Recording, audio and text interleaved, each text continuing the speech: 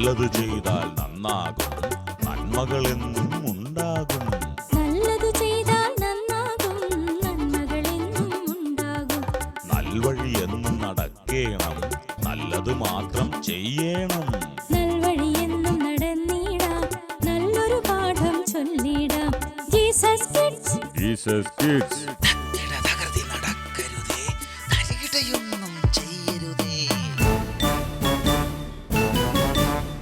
സ്വപ്നങ്ങൾ ഇഷ്ടപ്പെടുന്ന കൂട്ടുകാർക്കിതാ ഒരു സുന്ദരൻ എപ്പിസോഡ്.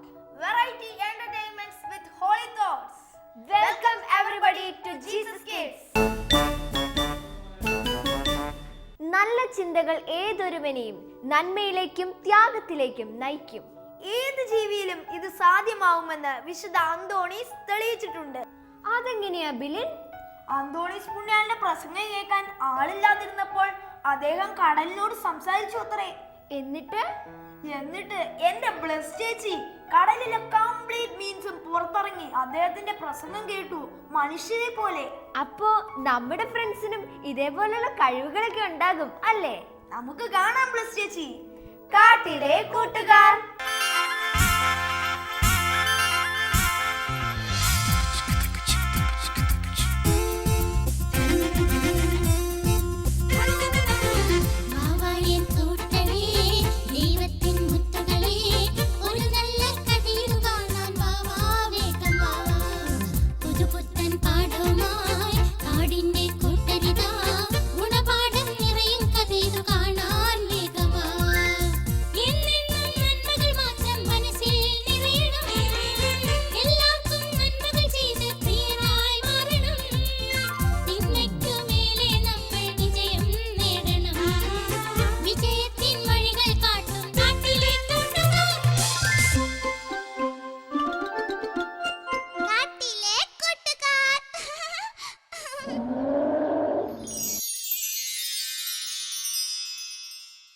മോട്ടു, പരീക്ഷയിൽ നല്ല മാർക്ക് വാങ്ങിയതിന് വീട്ടിൽ നിന്ന് എന്താ വാങ്ങി തന്നത്? എന്റെ പപ്പിക്കുട്ട, വീട്ടിലെ സാമ്പത്തിക സ്ഥിതി വളരെ മോശം. അതെ പീലി, അച്ഛനും അമ്മ എന്നെ സ്കൂളിൽ വിടുന്നത് തന്നെ വളരെ കഷ്ടപ്പെട്ട. മോട്ടു, നമ്മൾ മാതാപിതാക്കളുടെ ഭാഗത്ത് കൂടി ചിന്തിക്കണം അത് കേട്ടോ. ശരിയാ, അവർ എത്ര കഷ്ടപ്പെട്ടാ നമ്മളെ വളർത്തുന്നത്. അതെ അതെ. നമുക്ക് അവരെ ബുദ്ധിമുട്ടിക്കാതെ നമ്മുടെ കാര്യങ്ങൾ നടത്താൻ കഴിഞ്ഞാൽ അതല്ലേ നല്ലത്. അതെ, തീർച്ചയായും. ആട്ടെ പപ്പിക്കുട്ട, നിനക്ക് സൈക്കിൾ വാങ്ങി തന്നോ? ഇന്ന് വാങ്ങി തരുമെന്നാ പറഞ്ഞത്. ഞാൻ അധികം വാശി പിടിക്കാനൊന്നും പോയില്ല. വാങ്ങി തരുന്നെങ്കിൽ തരട്ടെ. അതെ, നമ്മൾ നിർബന്ധ ബുദ്ധി കാണിക്കരുത്. നമ്മൾ നല്ലപോലെ പഠിക്കാൻ വേണ്ടി അവര് നമ്മളെ പ്രോത്സാഹിപ്പിക്കുന്നതാ ഓരോരോ സാധനങ്ങൾ വാങ്ങിത്തരാന്നും പറഞ്ഞ്. അതെ അതെ, എനിക്കറിയാം. എന്നാലും ഞാനൊരു നിർബന്ധവും കാണിച്ചിട്ടില്ല കേട്ടോ. എന്താ ഗംഭീർ, കിതക്കാതെ കാര്യം പറ. കാര്യം പറ. നമ്മുടെ കബിലിന് പുതിയ കബിലിന് എന്താ പറ്റിയത്? പറയ്. ഒന്നും പറ്റിയതുള്ളത്. പുതിയ ബൈക്ക് വാങ്ങിയെന്ന് അവനതങ്ങനെ ഒപ്പിച്ചു. അവന്റെ അച്ഛന് വാങ്ങി കൊടുക്കുക. കപിലിന് എല്ലാ വിഷയത്തിനും A+ കിട്ടിയ ബൈക്ക് വാങ്ങി കൊടുക്കുന്ന അവന്റെ അച്ഛൻ പറഞ്ഞിരുന്നു. കപിലിന്റെ അച്ഛന് നല്ല കാശുണ്ട്, അതുകൊണ്ട് അവന് ബൈക്ക് കിട്ടി. അത് ശരിയാ മോട്ടു, അവന്റെ അച്ഛൻ അങ്ങ് ഗൾഫിലാ. കപിലിന്റെ ഒക്കെ ഒരു ഭാഗ്യേ. ആട്ടെ ഗംഭീർ, നിന്നെ കണ്ടിട്ട് അവൻ വണ്ടി നിർത്തിയോ? പിന്നില്ലാണ്ട് എന്തായാലും ആ ബൈക്ക് ഒന്ന് കണ്ടിട്ട് തന്നെ ബാക്കി കാര്യം. ശരിയാ, ഒന്ന് കാണണം. അപ്പൊ ഒക്കെ കൂട്ടുകാരെ, നമുക്ക് നാളെ കാണാം. ഞാൻ അവന്റെ ബൈക്ക് ഒന്ന് പോയി നോക്കട്ടെ. ഞാനിവിടെ മരത്തിൽ നിങ്ങൾ ആരെങ്കിലും എന്റെ കൂടെ വരുമ്പോഴേ വന്നോ? ഞാൻ അവന്റെ ഒരു ബൈക്ക് കളി കാണാമല്ലോ. ഒരു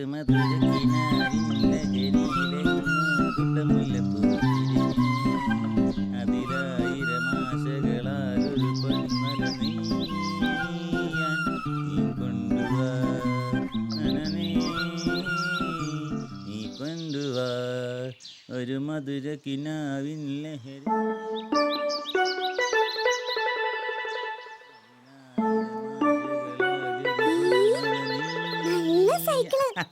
മോട്ടു, പപ്പിക്കുട്ടന് വീട്ടിൽ നിന്ന് സൈക്കിൾ വാങ്ങി തന്നില്ലേ? എങ്ങനെയുണ്ട് മോട്ടു? നല്ല രസമുണ്ട് കേട്ടോ കാണാൻ. മോട്ടുവിന് ഓടിക്കണമെങ്കിൽ ഓടിച്ചോ. വേണ്ട പപ്പിക്കുട്ട, കുഴപ്പമില്ലെന്നേ. നല്ല പപ്പിക്കുട്ട, അത്യാവശ്യമായിട്ട് എവിടെയെങ്കിലും പോകാനോ മറ്റോ ഉണ്ടെങ്കിൽ നിന്റെ അടുത്തുനിന്ന് സൈക്കിൾ വാങ്ങുന്നുണ്ട് ഞാൻ. ഓ ശരി. അതാരാ വരുന്നേ?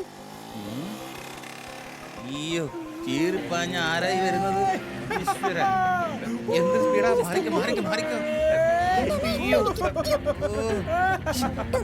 Hi friends, look at my style. കൊള്ളാം. എങ്ങനെയുണ്ട്? സൂക്ഷിച്ച്. പതുക്കെ. നന്ദിയുണ്ട് കപിലേ, നന്ദിയുണ്ട് കേട്ടാ. ഇവിടം വരെ അയ്യോ, എത്തിച്ചതിനായിരിക്കും. അതിനൊന്നല്ല, ഇവിടെ നിർത്തിയതിനാ നന്ദി. എന്നെ താങ്ങിയതാണല്ലേ? പിന്നില്ലാണ്ട് ജീവൻ തിരിച്ചിട്ടത് ഭാഗ്യം. കൂട്ടുകാരെ, ഇവന്റെ ഒരു ഒടുക്കത്ത സ്പീഡ്. Friends, ഇത് താൻ സ്റ്റൈൽ. ഞാൻ താൻ സ്റ്റൈൽ മന്നൻ. ജീവിതം വെച്ച് തന്നെ വേണോ കളി? Speed, supersonic speed. അതാണ് എന്റെ കൂട്ടുകാരൻ. വേഗത എപ്പോഴും നമ്മളെ മുന്നിലെത്തിക്കും. വേഗത്തിൽ പോകുന്നതിന് കുഴപ്പമില്ല, പക്ഷെ അപകടം വരാതെ നോക്കണം. അപകടമോ? എനിക്കോ? ഒന്ന് പോടാ മക്കളെ. എൻ സ്റ്റൈൽ താൻ speed. Speed is the secret of my energy. അതൊക്കെ കൊള്ളാം, പക്ഷേ ഒരു പക്ഷേയുമില്ല. നിങ്ങൾ ആരെങ്കിലും വരുന്നെങ്കിൽ വാ, ഒരു റൗണ്ട് അടിച്ചിട്ട് നമുക്ക് തിരിച്ചു വരാം. എന്റെ അമ്മൂ, ആരും കയറില്ല, അവൻ കൊല്ലും തീർച്ച. വേണ്ട, ആരും വേണ്ട. പക്ഷേ എനിക്ക് തനിയെ പോകാമല്ലോ. നിങ്ങൾ ഈ പൊട്ട സൈക്കിൾ മുന്തി നടന്നോ? വന്നിരിക്കുന്നു കൺട്രി ഫെല്ലോസ്. മാറിക്കോ. സൂക്ഷിച്ച് പോ. അവന്റെ ഒരു ഗമ കണ്ടില്ലേ? ഗമല്ല പപ്പിക്കുട്ട, അഹങ്കാര. ഞാനും അവന്റെ പുറകെ കയറിയപ്പോ മുതലേ അവൻ 100-110 വണ്ടി വിട്ടത്. ദൈവമേ, എവിടെയെങ്കിലും അപകടത്തിൽ പെടുവോ എന്തോ. അതെ വല്ലതും സംഭവിച്ചാലേ ഒടി പോലും കിട്ടില്ല. അത്രയും സ്പീഡില്ല അവന്റെ പോക്ക്. എന്തായാലും അവന്റെ പോക്കത്ര ശരിയല്ല. നമ്മൾ നിരന്തരം ടിവിയിലും പത്രത്തിലൊക്കെ വാർത്ത കാണുന്നതല്ലേ അമിത വേഗത വരുത്തി വെക്കുന്ന അപകടങ്ങളെ കുറിച്ച്. അതെ ആരോട് പറയാൻ? നമ്മൾ സ്വയം നിയന്ത്രിച്ചാൽ തീരുന്ന പ്രശ്നമല്ലേ? പക്ഷെ ആർക്കും മനസ്സിലാവില്ല, അതാ പ്രശ്നം. അതെ അപകടം വിളിച്ചു വരുത്തുന്നത് നമ്മൾ ഓരോരുത്തരുമാ.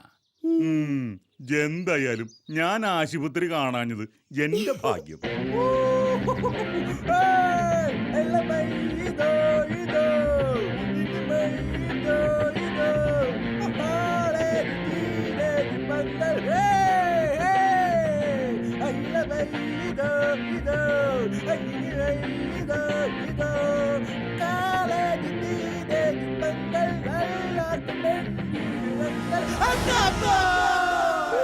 ഈ ഫ്രൂട്ട്സിനൊക്കെ എന്താ വില? കപിലിന്റെ ഭാഗ്യം, നല്ല ഭാഗ്യം. അല്ല, ഈ പപ്പിക്കുട്ടൻ എന്താ വരാത്തത്? എത്ര നേരമായി കാത്തു നിൽക്കാൻ തുടങ്ങിയിട്ട്.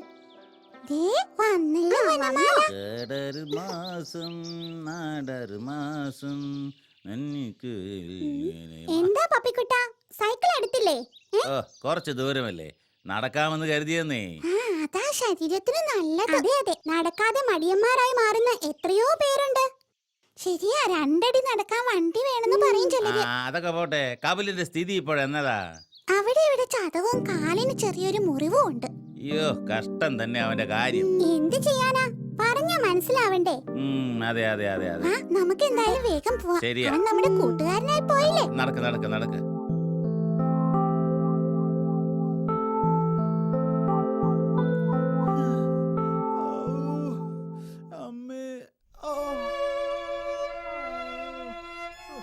ദേവമ്പൻ സാറ്, നമസ്കാരം സാറേ. എല്ലാവരും ഉണ്ടല്ലോ, നമസ്കാരം. കഷ്ടം തന്നെ അവന്റെ കാര്യം.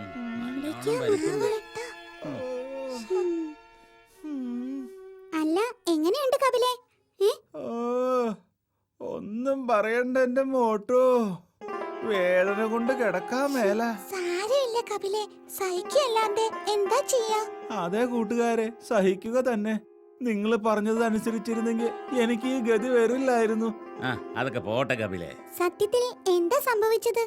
ഞാൻ നിങ്ങളുടെ അടുത്തു നിന്ന് വന്ന ആ വരവ് നേരെ ഏഴിമലക്കാട്ടിലെ ബന്ധുവീട്ടിലേക്കാ പോയത്. എന്നിട്ട് ഞാൻ അല്പം ഓവർ സ്പീഡ് ആയിരുന്നല്ലോ, വഴിയും പരിചയക്കുറവ്. എന്നിട്ട് എന്ത് പറ്റി? കുറച്ചങ്ങ് ചെന്നപ്പോ ഒരു വളവും തിരിവും കുണ്ടും കുഴിയും. പിന്നെ ഒന്നും ഓർമ്മയില്ല. ബോധം തെളിഞ്ഞപ്പോ ഹോസ്പിറ്റലിലാ. കപിലിനോട് ഞങ്ങൾ അപ്പോഴേ പറഞ്ഞില്ലേ പതുക്കെ പോണെന്ന്. പോട്ടെ മക്കളെ, കഴിഞ്ഞതിനെ കുറിച്ച് പറഞ്ഞിട്ട് കാര്യമില്ല. ഇനി ഇങ്ങനെ സംഭവിക്കാതിരിക്കാൻ ശ്രദ്ധിക്കുക. അത് ശരിയാ.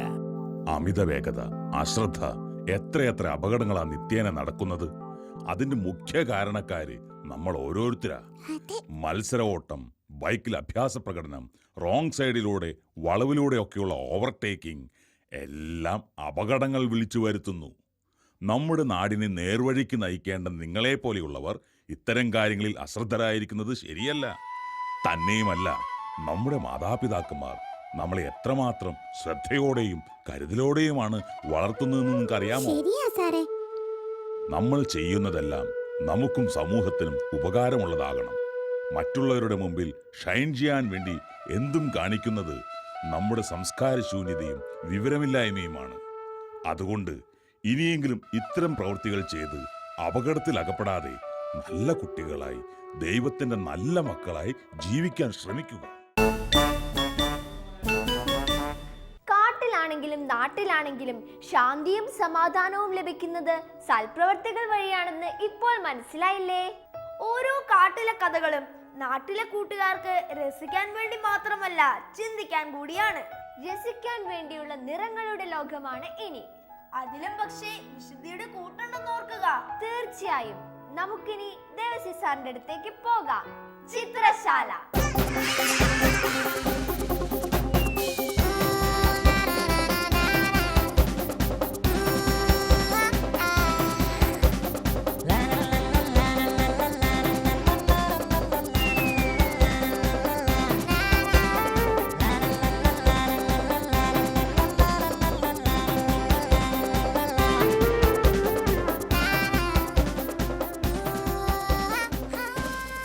പ്രിയ കൊച്ചു കൂട്ടുകാർക്ക് ചിത്രശാലയിലേക്ക് സ്വാഗതം. ഇസ്രായേൽ ജനത്തെ പിന്തുടർന്നു വന്ന ഫറവോയുടെ സൈന്യം ചെങ്കടലിൽ മൂടപ്പെടുന്നൊരു ഭാഗമാണ് ഇന്നിവിടെ വരയ്ക്കുന്നത്.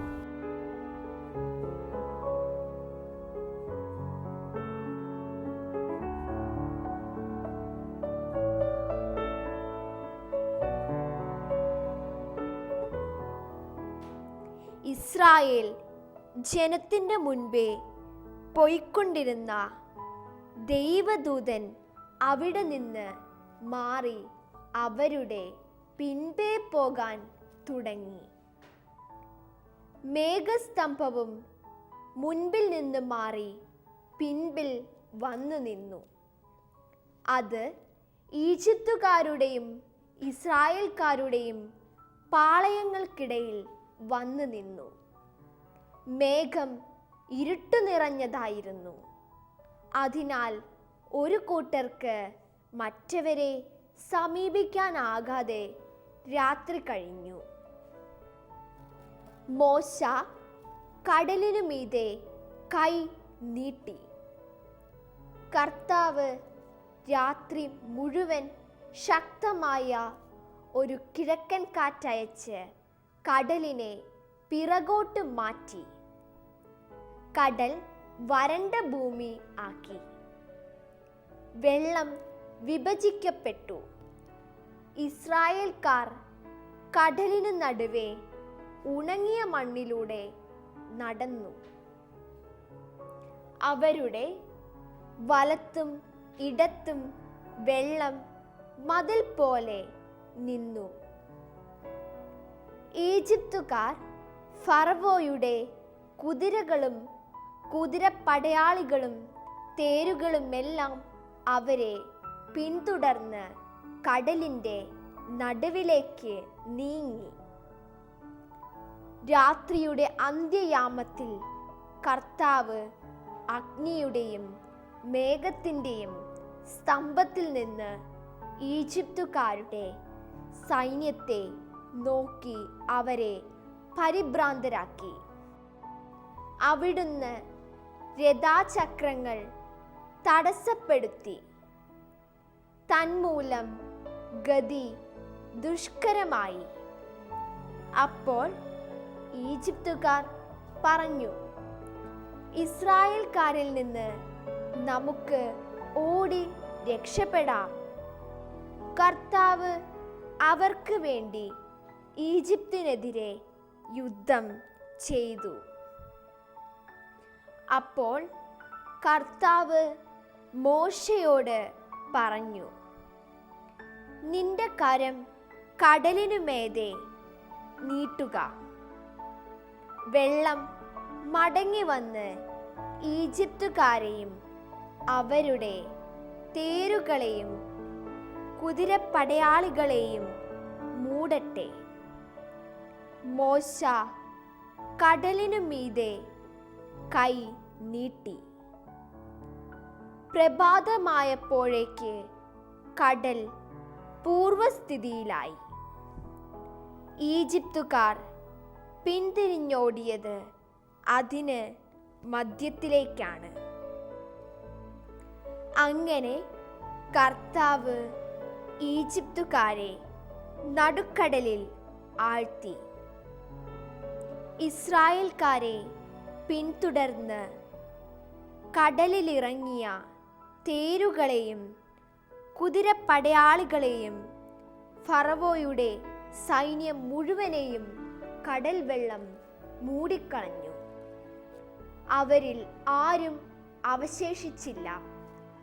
എന്നാൽ ഇസ്രായേൽക്കാർ കടലിനു നടുവെ വരണ്ട ഭൂമിയിലൂടെ നടന്നുപോയി. അവരുടെ വലത്തും ഇടത്തും വെള്ളം മതിൽ പോലെ നിലകൊണ്ടു. അങ്ങനെ ആ ദിവസം കർത്താവ് ഇസ്രായേൽക്കാരെ ഈജിപ്തുകാരിൽ നിന്ന് രക്ഷിച്ചു. ഈജിപ്തുകാർ കടൽ തീരത്ത് മരിച്ചു കിടക്കുന്നത് ഇസ്രായേൽക്കാർ കണ്ടു. കർത്താവ് ഈജിപ്തുകാർക്കെതിരെ ഉയർത്തിയ ശക്തമായ കരം ഇസ്രായേൽക്കാർ കണ്ടു. ജനം കർത്താവിനെ ഭയപ്പെട്ടു. കർത്താവിനെയും അവിടുത്തെ ദാസനായ മോശയെയും വിശ്വസിക്കുകയും ചെയ്തു.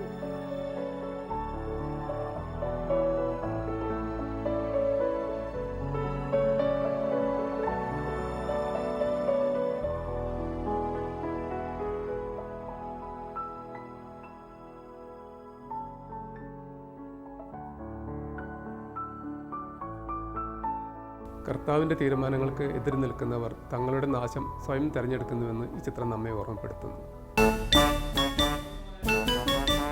കണ്ടോ, അക്ഷരങ്ങൾ ചിത്രങ്ങളായി, ചിത്രങ്ങൾ കഥകളായി, കഥകളിലൂടെ ദൈവവചനവും അറിഞ്ഞു.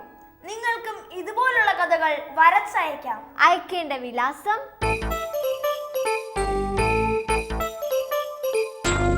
ഞങ്ങളുടെ വിലാസം: the producer, Jesus kids, Shalom TV, Peruvannamuzhi PO, Kozhikode. Pincode 673528. സ്നേഹാശംസകളോടെ നല്ല നാളുകൾ നേർന്നുകൊണ്ട്, പ്രാർത്ഥനാ മംഗളങ്ങളോടെ നല്ലത് സംഭവിക്കട്ടെ എന്ന് ആശംസിച്ചുകൊണ്ട് ഗുഡ് ബൈ.